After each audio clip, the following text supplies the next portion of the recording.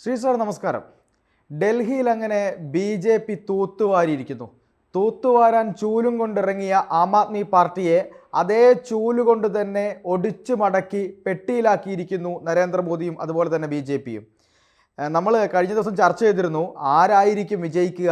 പല post poll അല്ലെങ്കിൽ exit poll ഫലങ്ങളെയെല്ലാം പരിശോധിച്ചുകൊണ്ട് പറഞ്ഞപ്പോൾ എനിക്കടക്കം സംശയമുണ്ടായിരുന്നു, ആം ആദ്മി ആയിരിക്കുമോ അല്ലെങ്കിൽ ഈ പറയുന്നത് പോലെ BJP ഇത്തരത്തിലൊരു വലിയ വിജയം അവർ നേടുമോ എന്നുള്ളൊരു സംശയം ഉണ്ടായിരുന്നു.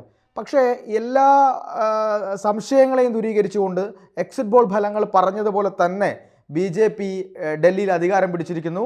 ഇതിലൊരുപാട് ഘടകങ്ങളുണ്ട് എന്നാണ് ഇപ്പോൾ മനസ്സിലാകുന്നത്. അതിൽ ഒരു പ്രധാനപ്പെട്ടത് RSSൻ്റെ ഒരു പ്രവർത്തനം കൂടെ അതിൽ ഒരു വലിയ ഘടകമായിട്ടുണ്ട് എന്നാണ് മനസ്സിലാകുന്നത്. എന്തായാലും അങ്ങ് മനസ്സിലാക്കുന്ന ഘടകങ്ങൾ എന്തൊക്കെയാണ്? എന്തുകൊണ്ടായിരിക്കാം BJP ഇത്ര വലിയൊരു വിജയം അവിടെ നേടിയത്? നമസ്കാരം പാർത്ഥൻ. ആദ്യം തന്നെ പറയട്ടെ, നമ്മൾ കഴിഞ്ഞ ദിവസം ഇത് ഡിസ്കസ് ചെയ്തിരുന്നപ്പോൾ പറഞ്ഞിരുന്ന ഒരു പ്രധാനപ്പെട്ട കാര്യം, എക്സിറ്റ് പോളുകൾ ശരിയാവുമോ എന്ന കാര്യത്തിനെ പറ്റി ഉറപ്പില്ല. കാരണം പല എക്സിറ്റ് പോളുകളും ഡൽഹിയുമായി ബന്ധപ്പെട്ട് മുമ്പ് തെറ്റിയിട്ടുണ്ട്. ഞാനും ആ സമയത്ത് കരുതിയിരുന്നത് ഒരുപക്ഷെ ഒരു സ്ലെൻഡർ ലീഡാണ് എങ്കിലും ആം ആദ്മി പാർട്ടി തന്നെ അധികാരത്തിലേക്ക് തിരിച്ചു വരും എന്നാണ്. കാരണം അവർ ഗ്രൗണ്ടിൽ കുറേയധികം കാര്യങ്ങൾ ഡെലിവർ ചെയ്തിട്ടുണ്ട്, അതുകൊണ്ട് ആൾക്കാർ അവരെ തുടർച്ചയായിട്ട് പിന്തുണച്ചിട്ടുണ്ട് എന്നാണ്. പക്ഷേ ഒരുപക്ഷെ ആം ആദ്മി പാർട്ടിയെ അല്ല BJPയെ തന്നെ ഞെട്ടിക്കുന്ന ഒരു വിജയമായിരിക്കാം ഈ കിട്ടിയിരിക്കുന്നത്. കാരണം കേവലം 8 സീറ്റിൽ നിന്ന് ഇത്ര വലിയൊരു ഭൂരിപക്ഷത്തിലേക്ക് വരിക എന്ന് പറയുന്നത് ഏറെക്കുറെ അസാധ്യമായിട്ടുള്ള ഒരു കാര്യമാണ്.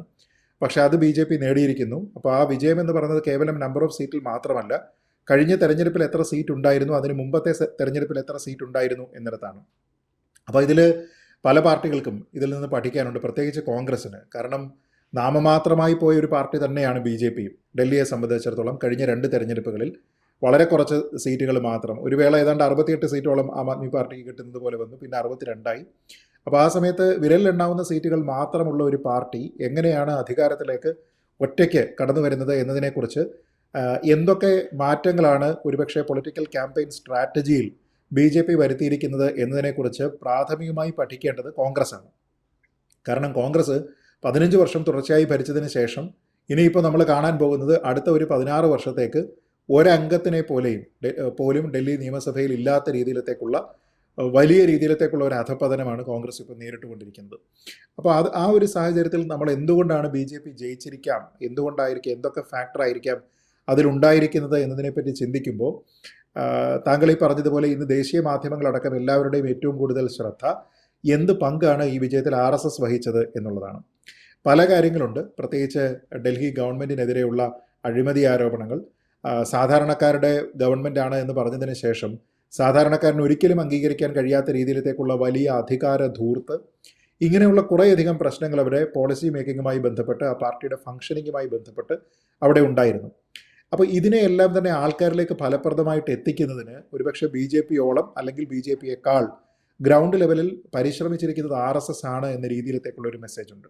ഇപ്പോൾ നമുക്കറിയാം, കഴിഞ്ഞ ലോക്സഭാ തെരഞ്ഞെടുപ്പ് നടക്കുന്ന സമയത്ത് RSSും BJPയും തമ്മിലുണ്ടായിരുന്ന കോർഡിനേഷൻ കാര്യമായ രീതിയിലത്തേക്ക് ഇഫക്റ്റീവ് ആയിട്ട് ഗ്രൗണ്ടിൽ വർക്ക് ചെയ്തില്ല എന്ന രീതിയിലത്തേക്കുള്ള കടുത്ത വിമർശനം പല ആൾക്കാരുടെ ഭാഗത്തു നിന്നുണ്ടായിരുന്നു. പലരും അതിനെ ഒരു ഒബ്സർവേഷനായിട്ട് പറയുകയും ചെയ്തിരുന്നു.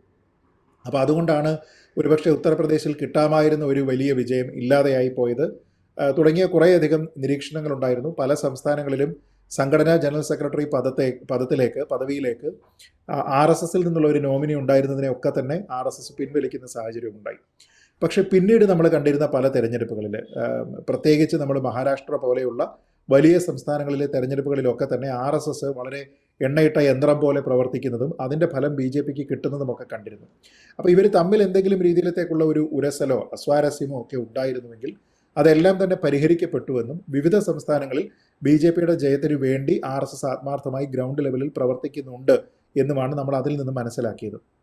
സമാനമായിട്ടുള്ള ഒരു കാര്യം ഡൽഹിയിലും സംഭവിച്ചിരിക്കാനുള്ള ഒരു സാധ്യതയെ പറ്റിയാണ് ഇന്ന് ദേശീയ മാധ്യമങ്ങളടക്കം ചർച്ച ചെയ്യുന്നത്. അപ്പോൾ അതിൽ ഏറ്റവും പ്രധാനമായിട്ട് ഇതിൽ പറയുന്നത് തന്നെ വീടാന്തരം കയറി ഇറങ്ങി ആൾക്കാരെ എന്താണ് ആം ആദ്മി പാർട്ടിയുടെ ഗവേണൻസ് മോഡലിൻ്റെ കുഴപ്പം, എന്തൊക്കെയാണ് BJP പറയുന്ന ഓൾട്ടർനേറ്റീവ്, ഈ കാര്യങ്ങളെപ്പറ്റി കൃത്യമായി ആൾക്കാരെ പറഞ്ഞു മനസ്സിലാക്കാനായിട്ട് ഗ്രൗണ്ട് ലെവലിൽ BJP പ്രവർത്തകരെക്കാൾ കൂടുതൽ ഒരുപക്ഷെ പരിശ്രമിച്ചിരിക്കുന്നത് RSS പ്രവർത്തകരാണ് എന്ന രീതിയിലത്തേക്കാണ്. അതായത് വീടുകളിൽ നേരിട്ടെത്തി അവിടെയുള്ള ആൾക്കാരോട് സംസാരിച്ച് അവിടെ ഈ ഗവൺമെൻറ്റിൻ്റെ പോളിസിയുടെ പ്രശ്നങ്ങൾ എന്തൊക്കെയാണ് തുടങ്ങിയ കാര്യങ്ങളെപ്പറ്റി ഇവർ വിലയിരുത്തുന്നു, അതിനെക്കുറിച്ച് വിശദീകരിക്കുന്നു. ഇപ്പോൾ ഉദാഹരണത്തിന് ക്ലീൻലിനെസ്, യമുന പ്രോജക്റ്റൊക്കെ വളരെ കൂടുതൽ കാലമായിട്ട് ആം ആദ്മി പാർട്ടിയുടെ റെഗുലറായിട്ടുള്ള ഒരു അജണ്ടയിലുള്ള കാര്യമാണ്.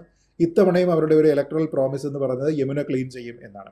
അപ്പോൾ അതുകൊണ്ടാണ് അമിത്ഷാ തന്നെ പറഞ്ഞിരുന്നത്, നോക്കൂ നിങ്ങളിങ്ങനെ ക്ലീൻ ചെയ്യും എന്നൊക്കെ പറഞ്ഞിങ്ങനെ പ്രഖ്യാപനം നടത്തുന്നതേ ഉള്ളൂ, പക്ഷേ ഇങ്ങനെ പറഞ്ഞ ആൾക്കാരെ കബളിപ്പിക്കുന്നതിന് പകരം നിങ്ങളിപ്പോൾ കുംഭമേള നടക്കുന്ന സമയത്ത് ഗംഗയിൽ പോയി സ്നാനം ചെയ്യൂ, നിങ്ങളുടെ പാപം പോട്ടെ എന്ന രീതിയിലാണ് പറഞ്ഞത്. അപ്പോൾ ഇതിനെ സാധാരണക്കാർക്ക് അവരോട് സംവദിക്കാൻ പറ്റുന്ന ഭാഷയിൽ നിരന്തരമായി വീടാന്തരം കയറി ഇറങ്ങി ഈ യമുന റിവർ ക്ലീൻലിനെസ് പ്രോജക്റ്റ് ഉണ്ട്, ആ പ്രോജക്റ്റ് കൃത്യമായിട്ട് ഇവിടെ നടക്കുന്നില്ല.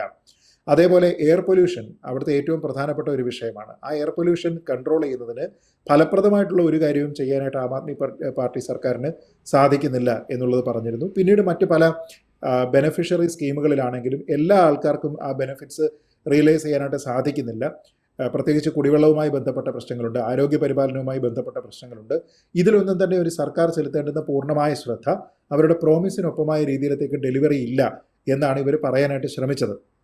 അപ്പോൾ ഇതിന് വേണ്ടിയിട്ട് ആൾക്കാരെ വീടാന്തരം കയറി ഇറങ്ങി പൂർണ്ണമായ അർത്ഥത്തിൽ ഒരു ഗൃഹസമ്പർക്ക പരിപാടി എന്ന രീതിയിലത്തേക്ക് അതിനെ നടത്താനായിട്ട് RSSന് സാധിച്ചു എന്നത് ചെറിയൊരു കാര്യമല്ല. അതിൽ തന്നെ പലപ്പോഴും ഒരു സർക്കാരിൻ്റെ പോരായ്മ എന്താണ് എന്നും അതിൻ്റെ ഓൾട്ടർനേറ്റീവ് എന്താണ് എന്നും പറയുന്നതിന് കൂടുതൽ ശ്രദ്ധ കേന്ദ്രീകരിക്കുകയും അല്ലാതെ നിങ്ങൾ പോയി BJPക്ക് വോട്ട് ചെയ്യൂ ഇന്ന കാരണങ്ങളാൽ എന്നല്ല ഇവർ ക്യാമ്പയിൻ ചെയ്തത് പോലും. അതായത് ജനങ്ങൾ ഫേസ് ചെയ്യുന്ന പ്രോബ്ലം എന്താണ്, ആ പ്രോബ്ലത്തിനെ അഡ്രസ്സ് ചെയ്യേണ്ടത് ഈ രീതിയിലാണോ, അപ്പോൾ നിങ്ങൾക്കൊരു ഓൾട്ടർനേറ്റീവ് വേണ്ടതല്ലേ, നിങ്ങൾ വൈസ്ലി ചൂസ് ചെയ്യൂ എന്ന രീതിയിലത്തേക്കുള്ള ഒരു മെസ്സേജിങ് ആണ് അവർ പറഞ്ഞത് എന്നാണ് നമ്മൾ മനസ്സിലാക്കുന്നത്. അപ്പോൾ അങ്ങനെയാണ് എങ്കിൽ അത് കൂടുതൽ ഇഫക്റ്റീവ് ആകുന്ന ഒരു ക്യാമ്പയിനാണ്. വീടാന്തരം കയറി ഇറങ്ങി, പ്രത്യേകിച്ച് ഇപ്പോൾ പറയുന്നത് ദ്വാരക മണ്ഡലത്തിനെ പറ്റി ആവർത്തിച്ച് പറയുന്നുണ്ട്. ദ്വാരക മണ്ഡലത്തിൽ കഴിഞ്ഞ തവണ 2000 നടന്നിരുന്ന തെരഞ്ഞെടുപ്പിൽ BJP സ്ഥാനാർത്ഥി പരാജയപ്പെട്ടത്, ആം ആദ്മി പാർട്ടി ജയിച്ചത് ഏതാണ്ട് 15,000 വോട്ടിനാണ്. അപ്പോൾ നമുക്കറിയാം ഒരു ചെറിയ സംസ്ഥാനത്തിൽ ഒരു നിയമസഭാ തെരഞ്ഞെടുപ്പിൽ 15,000 വോട്ടിൻ്റെ ഭൂരിപക്ഷം എന്ന് പറയുന്നത് വളരെ ഡിസൈസീവായിട്ടുള്ള മെജോറിറ്റിയാണ്. അങ്ങനെ ദ്വാരക മണ്ഡലത്തിൽ ആം ആദ്മി പാർട്ടി ജയിച്ചിരുന്ന സമയത്ത് ഇത്തവണ 2025 RSS 500-ലധികം ഗൃഹസമ്പർക്ക പരിപാടികൾ നടത്തി. ഒരു മണ്ഡലത്തിലെ കാര്യമാണ്. അപ്പോൾ ഒരു മണ്ഡലത്തിൽ 500-ലധികം ഗൃഹസമ്പർക്ക പരിപാടി നടത്തുന്നു എന്ന് പറയുമ്പോൾ അതിൻ്റെ റിസൾട്ട് നമ്മൾ കാണുന്നത് BJP ഇത്തവണ ഏതാണ്ട് 8,000 വോട്ടിന് അവിടെ ജയിച്ചിരിക്കുകയാണ്. ചെറിയൊരു സംസ്ഥാനത്തിൽ ചെറിയൊരു മണ്ഡലത്തിൽ 8,000 വോട്ടിൻ്റെ ഭൂരിപക്ഷം എന്ന് പറയുന്നത് തന്നെ വളരെ കൂടുതലാണ്. അപ്പോൾ 15,000-ൽ നിന്ന് ഡെഫിസിറ്റ് ഉണ്ടായിരുന്നതിൽ നിന്ന് 8,000-ൻ്റെ മെജോറിറ്റിയിലേക്ക് വരിക എന്ന് പറഞ്ഞാൽ നേരത്തെ പറഞ്ഞതുപോലെ ഒരു ചെറിയ മണ്ഡലത്തിൽ 23,000 വോട്ടിൻ്റെ സ്വിംഗ് ആണ്. അത് സാധ്യമാക്കി എടുക്കുന്നതിന് വേണ്ടി 500-ലധികം ഗൃഹസമ്പർക്ക പരിപാടികൾ ഉണ്ടായിരുന്നു എന്ന് പറഞ്ഞാൽ ഒരു മണ്ഡലത്തിൽ ഇങ്ങനെയാണ് എങ്കിൽ 70 മണ്ഡലങ്ങളിൽ എത്രായിരം മീറ്റിങ്ങുകൾ അവർ നടത്തിയിട്ടുണ്ടാകുമെന്ന് ആലോചിച്ച് നോക്കുക. അപ്പോൾ ഇത് ഒരു ഡോർ ടു ഡോർ ക്യാമ്പയിൻ എന്നൊക്കെ പറയാവുന്നതുപോലെ വീടാന്തരം കയറി ഇറങ്ങി അവർ പ്രയത്നിക്കുകയാണ്. ഇതിന് ഫലം അവിടെ കണ്ടു എന്ന് വേണം ഈ റിസൾട്ട് കാണുന്ന സമയത്ത് നമ്മൾ മനസ്സിലാക്കാൻ. അപ്പോൾ ഇതിൽ കേവലം BJPയുടെ മാത്രം ക്രെഡിറ്റ് അല്ല, മറിച്ച് ഗ്രൗണ്ട് ലെവലിൽ RSS അവർക്ക് വേണ്ടി ചെയ്തിരിക്കുന്ന കുറേയധികം കാര്യങ്ങളുമുണ്ട്. അപ്പോൾ ഇതിൻ്റെ ഒരു കോമ്പിനേഷനാണ്. ഇപ്പോൾ പല ആൾക്കാരെ പല വിഷയങ്ങളായിരിക്കും സ്വാധീനിക്കുക.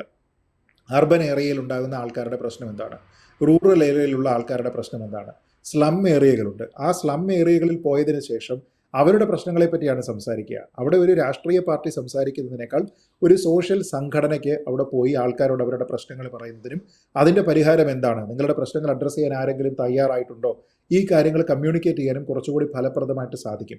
അതുകൊണ്ട് ഓരോ സെക്ടറിൽ ഓരോ മേഖലയിൽ അവിടെയുള്ള പ്രശ്നങ്ങൾ എന്താണോ അതിനെപ്പറ്റി കണ്ട് ഒരു അർബൻ ഓഡിയൻസിന് വേണ്ടുന്ന രീതിയിൽ അവരോടും റൂറൽ ഓഡിയൻസിന് വേണ്ടുന്ന രീതിയിൽ അവരോടും സംസാരിച്ച് സ്ലം ഏരിയയിലുള്ള ആൾക്കാരോട് അവരുടെ ഭാഷയിൽ സംസാരിച്ച് ഒരു അനുകൂലമായിട്ടുള്ള ഒരു തരംഗം ഉണ്ടാക്കിയെടുക്കാനായിട്ട് അവർക്ക് സാധിച്ചത് ഈ റിസൾട്ടിൽ നമ്മൾ കാണുന്നുണ്ട്. അപ്പോൾ വളരെ സൈലൻ്റായിട്ട് പ്രവർത്തിക്കുന്ന ഒരു സംവിധാനമാണ് RSS എന്ന് നമുക്കറിയാം. വളരെ വലിയ വാഗ്ദാനങ്ങളോ ആ രീതിയിലത്തേക്കുള്ള പ്രോമിസുകളോ ഒന്നും നടത്തുന്ന ഒരു സംഘടനയല്ല. അപ്പോൾ അവർ മറ്റുള്ള പല സംസ്ഥാനങ്ങളിൽ, അപ്പോൾ ഹരിയാനയാണെങ്കിൽ അല്ലെങ്കിൽ നമ്മൾ ഈ കണ്ട മഹാരാഷ്ട്രയാണെങ്കിൽ ഇങ്ങനെ പല സ്ഥലങ്ങളിൽ നടത്തുന്ന ക്യാമ്പയിൻ്റെ ഒരു തുടർച്ച എന്ന രീതിയിലത്തേക്ക് ഇപ്പോൾ ഇത് നമ്മൾ കാണുന്നത് ഡൽഹിയിലുമാണ്. അപ്പോൾ ഡൽഹി BJPയെ സംബന്ധിച്ചിടത്തോളം പ്രസ്റ്റീജിയസ് ആയിട്ടുള്ള ഒരു ബാറ്റിലാണ്. കാരണം 1998 Sushma Swaraj chief ministership vacate ചെയ്തതിന് ശേഷം 2025 പിന്നീട് അവർക്കുണ്ടാകുന്നത്. ഇതിനിടക്കത്ത് നടന്നിരിക്കുന്ന ഒരൊറ്റ തെരഞ്ഞെടുപ്പിലും അവർക്ക് അധികാരത്തിലേക്ക് വരാനായിട്ട് കഴിഞ്ഞില്ല. അതൊരു പക്ഷേ 2014 ശേഷം കേന്ദ്രത്തിൽ സർക്കാർ ഉണ്ട്, സംസ്ഥാനത്ത് സർക്കാർ ഉണ്ട് എന്നതിൻ്റെ പേരിൽ ഒരു ഡബിൾ എഞ്ചിൻ സർക്കാരിനെ പറ്റി ഇവരെപ്പോഴും പറയാറുണ്ട്. പക്ഷേ ഡൽഹിയിൽ എപ്പോഴും ഈ സിംഗിൾ എഞ്ചിൻ മാത്രമാണ്, കേന്ദ്രത്തിൻ്റെ സിംഗിൾ എഞ്ചിൻ മാത്രമാണ്. അപ്പോൾ അതുകൊണ്ട് അവരെ സംബന്ധിച്ചിടത്തോളം പ്രസ്റ്റീജിയസ് ആയിരുന്നു. പിന്നെ ഇതിനേക്കാൾ അനുകൂലമായിട്ടുള്ള ഒരു ഘടകം മുമ്പ് ഉണ്ടായിരുന്നുമില്ല. കാരണം അഴിമതി ആരോപണം, അഴിമതിക്കെതിരെ പൊരുതിയ ഒരു പാർട്ടി അഴിമതി ആരോപണത്തിൽപ്പെട്ട് കുളിച്ചു നിൽക്കുന്നു. പിന്നെ സാധാരണക്കാരൻ്റെ പാർട്ടി എന്ന് പറയുമ്പോൾ 45 കോടി രൂപ ചെലവാക്കിക്കൊണ്ട് വലിയ ആർഭാടമായിട്ട് മുഖ്യമന്ത്രിയുടെ ഔദ്യോഗിക വസതി മോടി പിടിപ്പിച്ചിട്ട് അവിടെ താമസിക്കാൻ ശ്രമിക്കുന്നു. ഇതൊന്നും തന്നെ സാധാരണക്കാർക്ക് ഇഷ്ടപ്പെടുന്ന കാര്യങ്ങളല്ല. അപ്പോൾ രാഷ്ട്രീയമായ കാര്യങ്ങളും ഒരു പാർട്ടിയുടെ അസ്തിത്വത്തെ തന്നെ ചോദ്യം ചെയ്യുന്ന കാര്യങ്ങളും സാധാരണക്കാരായിട്ടുള്ള ആൾക്കാർ പിന്നെ ചർച്ച ചെയ്യുന്ന വിഷയങ്ങളുമൊക്കെ ഫലപ്രദമായിട്ട് കൈകാര്യം ചെയ്യാൻ RSS എന്ന സാമൂഹ്യ സംഘടനയ്ക്കും അതേപോലെ BJP എന്ന രാഷ്ട്രീയ സംഘടനയ്ക്കും മൊത്തത്തിൽ കഴിഞ്ഞു. പിന്നെ ഈ സർക്കാർ ഒരു അഴിമതി സർക്കാരാണെന്നുള്ള ഒരു പ്രതിച്ഛായ ഒരുപക്ഷെ ആൾക്കാരിൽ ഉണ്ടാക്കിയതും കൊണ്ടുകൂടിയാണ് ഇത്ര വലിയൊരു വിജയം ഉണ്ടായിരിക്കുന്നത്. അതല്ലായിരുന്നുവെങ്കിൽ വിജയം ഉണ്ടാവില്ല. ഒരു കാര്യം കൂടി അങ്ങയോട് സംശയം തീർക്കാനുണ്ട്. അതായത് ഈ പറയുന്ന പോലെ അരവിന്ദ് കെജ്രിവാൾ അദ്ദേഹത്തിന്റെ സ്വന്തം മണ്ഡലത്തിൽ, ന്യൂഡൽഹി മണ്ഡലത്തിൽ പരാജയപ്പെട്ടു. അങ്ങനെ ഒരു പരാജയം സംഭവിക്കുമ്പോൾ ഇത് ആം ആദ്മി പാർട്ടിയോടും അരവിന്ദ് കെജ്രിവാളിനോടും വലിയ വിധത്തിലുള്ള ഒരു ജനരോക്ഷം ഉണ്ടായിരുന്നു എന്ന് തന്നെയല്ലേ സൂചിപ്പിക്കുന്നത്? 100%. കാരണം നമ്മൾ എന്തൊക്കെ പറഞ്ഞു കഴിഞ്ഞാലും 2 സംസ്ഥാനങ്ങളിൽ ഭരണമുണ്ടായിരുന്ന പാർട്ടിയാണ് എന്നൊക്കെ പറഞ്ഞു കഴിഞ്ഞാലും ആം ആദ്മി പാർട്ടി എന്ന് പറയുന്നതിന് ഒരു പ്രാദേശിക പാർട്ടിയുടെ സ്വഭാവവും ഒരു സിംഗിൾ ലീഡറിൻ്റെ പേരിലുള്ള ഒരു പാർട്ടി എന്ന രീതിയിലുമാണ് അത് പ്രവർത്തിക്കുന്നത്. അത് അഖിലേഷ് യാദവിൻ്റെ SP-യിൽ നിന്നോ കോൺഗ്രസിൽ വ്യത്യസ്ത പാർട്ടിയല്ല.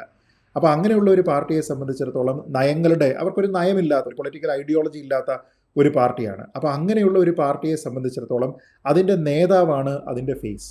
എല്ലാ കാലവും ആ പാർട്ടിയുടെ സ്ഥാപനം മുതൽ ഇന്ന് വരെയും അരവിന്ദ് കെജ്രിവാളാണ് അവരുടെ മുഖം. അതിഷി മർലേന എന്നൊരു മുഖ്യമന്ത്രി ഉണ്ടായ സാഹചര്യം പോലും കെജ്രിവാളിന് അവിടെ നിർബന്ധിതമായിട്ടും ഒഴിയേണ്ടി വന്നു, രാഷ്ട്രീയമായിട്ട് ഫേസ് സേവ് ചെയ്യാൻ എന്ന് വന്നിരുന്ന ഒരു ഘട്ടത്തിലാണ്. അതല്ലാതെ ജയിലിൽ കിടന്നു പോലും ഭരിക്കാനായിട്ട് തയ്യാറായ ഒരാളാണ് അദ്ദേഹം. അപ്പോൾ സാധാരണക്കാരായിട്ടുള്ള ആൾക്കാരെ സംബന്ധിച്ചിടത്തോളം എന്താ ചെയ്യുക? ഒരു മുഖ്യമന്ത്രി അറസ്റ്റ് ചെയ്ത് ജയിലിൽ കിടക്കുന്നു. അപ്പം ഞങ്ങളുടെ മുഖ്യമന്ത്രി ജയിലിൽ നിന്നാണ് ഭരിക്കുന്നത് എന്ന് പറഞ്ഞാൽ സ്വാതന്ത്ര്യ സമരത്തിന് വേണ്ടിയിട്ട് പോയി ജയിലിലായ ആളല്ല, അഴിമതി ആരോപണത്തിലാണ്. അപ്പോൾ ആൾക്കാർ ഇതിനെ കാണുന്ന ഒരു ധാർഷ്ട്യമായിട്ടാണ്. അപ്പോൾ ഒരുപക്ഷെ അരവിന്ദ് കെജ്രിവാളിൻ്റെ ആ ധാർഷ്ട്യത്തിന് ജനങ്ങൾ താൻ എന്ത് കാണിച്ചാലും തന്നോടൊപ്പം നിൽക്കും എന്ന രീതിയിലത്തേക്കുള്ള അമിത ആത്മവിശ്വാസ പ്രകടനത്തിന് ഒക്കെ കിട്ടിയിരിക്കുന്ന കനത്ത പ്രഹരമാണിത്. ഇപ്പോൾ ആം ആദ്മി പാർട്ടി പരാജയപ്പെട്ടാൽ പോലും അരവിന്ദ് കെജ്രിവാൾ ജയിച്ച് ഇവർക്കൊരു 20 സീറ്റ് മാത്രമേ ഉള്ളൂവെങ്കിലും അതിൽ അരവിന്ദ് കെജ്രിവാളും ഒരു MLA ആയിരുന്നുവെങ്കിൽ ഒരുപക്ഷെ ഇത്ര ശക്തമായിട്ടുള്ള ഒരു തിരിച്ചടി ഞങ്ങൾക്ക് കിട്ടിയില്ല എന്ന് വേണമെങ്കിൽ അവർക്ക് പറയാമായിരുന്നു. നിരന്തരം ഒരു 10-11 വർഷം ഭരിക്കുമ്പോഴുള്ള ഒരു ആൻറ്റി ഇൻകംബൻസി മാത്രമാണ് എന്നൊക്കെ പറയാമായിരുന്നു. പക്ഷേ അരവിന്ദ് കെജ്രിവാൾ പരാജയപ്പെടുമ്പോൾ, മനീഷ് സിസോദിയ പരാജയപ്പെടുമ്പോൾ, ഈ മദ്യനയ കേസിൽ അറസ്റ്റിലായിരുന്ന പല പ്രമുഖരും പരാജയപ്പെടുമ്പോൾ ആ writing is on the wall എന്ന് പറയുന്നത് പോലെ വളരെ കൃത്യമായിട്ടുള്ള ഒരു വിധിയെഴുത്താണ് ജനങ്ങളുടെ ഭാഗത്ത് നിന്നുണ്ടായിരിക്കുന്നത്. അത് ഇങ്ങനെയുള്ള ആരോപണം നേരിടുന്ന, ഈ രീതിയിലത്തേക്ക് പ്രവർത്തിച്ചിരിക്കുന്ന ഒരു നേതാവിനെ ഞങ്ങൾക്ക് വേണ്ട എന്നാണ്. കാരണം ശക്തമായിട്ടുള്ള ഒരു പ്രതിപക്ഷമായിട്ട് പ്രവർത്തിക്കാനുള്ള നമ്പർ ഓഫ് സീറ്റ്സ് ഇപ്പോഴും ആം ആദ്മി പാർട്ടിക്ക് ഇവിടെ കിട്ടുന്നുണ്ട്. അപ്പോൾ ഇത് ആം ആദ്മി പാർട്ടിയുടെ അസ്തമയമാണോ എന്ന് ചോദിച്ചു കഴിഞ്ഞാൽ അങ്ങനെ ചിന്തിക്കാനും കഴിയില്ല. കാരണം അവർ നിഷ്പ്രഭമായി മാറുകയല്ല, മറിച്ച് BJPക്ക് കഴിഞ്ഞ തവണ ഉണ്ടായിരുന്നതിനേക്കാൾ എത്രയോ സീറ്റ് ഇത്തവണയും അവർക്ക് പ്രതിപക്ഷത്തിരിക്കുമ്പോൾ കൂടുതലായിട്ടുണ്ട്. കോൺഗ്രസിന് ഒരു ഏബിൾ ഓൾട്ടർനേറ്റീവായിട്ട് പ്രതിപക്ഷത്ത് പോലും ഇരിക്കാനായിട്ട് ജനങ്ങൾ താല്പര്യപ്പെടുന്നുമില്ല. അപ്പോൾ ഇവിടെ ശക്തമായിട്ടുള്ള ഒരു താക്കീതാണ്. നിങ്ങൾ ഞങ്ങളോട് പറഞ്ഞിരുന്ന ലിമിറ്റഡ് ഐഡിയോളജിയിൽ നിന്ന് സാധാരണക്കാരന് വേണ്ടി പ്രവർത്തിക്കുന്ന പാർട്ടി എന്ന ഇമേജിൽ നിന്നുള്ള ഒരു ഡീവിയേഷൻ നിങ്ങളുടെ പ്രധാനപ്പെട്ട നേതാവ് തന്നെ മുന്നിൽ നിന്ന് മാറ്റിയിരിക്കുമ്പോൾ അതിനോട് ഞങ്ങൾ ഒപ്പമല്ല. അതുകൊണ്ട് അദ്ദേഹം ആരായാലും അദ്ദേഹത്തെ പരാജയപ്പെടുത്തുക എന്നുള്ളതാണ് ഞങ്ങളുടെ ഉദ്ദേശം എന്നാണ് അവർ പറയുന്നത്. അപ്പോൾ ആ റൈറ്റിംഗ് എന്ന് പറയുന്നത് വളരെ ക്ലിയർ ആണ്. ഇത് കേജ്രിവാളിന് ആം ആദ്മി പാർട്ടിക്ക് അതിശക്തമായിട്ടുള്ള ഒരു താക്കീതാണ്. അത് മനസ്സിലാക്കാൻ ആ പാർട്ടിക്ക് കഴിഞ്ഞാൽ ഒരുപക്ഷെ അവർക്ക് തിരിച്ചു വരാൻ സാധിച്ചേക്കും എന്നാണ് ഞാൻ കരുതുന്നത്. എന്തായാലും ഈ ഡൽഹിയിൽ സംഭവിച്ചത് ഒരു അഴിമതിയോടുള്ള ജനങ്ങളോടുള്ള, അല്ലെങ്കിൽ അഴിമതിയോട് ജനങ്ങൾക്കുള്ള ഒരു വലിയ പ്രതിഷേധവും അതോടൊപ്പം തന്നെ RSSൻ്റെ ഒരു വലിയ സംഘടനാ പ്രവർത്തനവും ഒക്കെ BJPയെ ഇത്ര വലിയൊരു വിജയത്തിലേക്ക് എത്തിക്കാൻ വേണ്ടി സഹായിച്ചു എന്നുള്ളത് തന്നെയാണ് മനസ്സിലാവുന്നത്. എന്തായാലും ഈ ചർച്ചയിൽ സഹകരിച്ചതിന് ഒരുപാട് നന്ദി സർ. നന്ദി പാർത്ഥ്. കൂടുതൽ വാർത്തകളും വിശേഷങ്ങളും നിങ്ങളിലേക്ക് എത്താൻ ABC മലയാളം സബ്സ്ക്രൈബ് ചെയ്യുക, ബെൽ ബട്ടണും അമർത്തുക.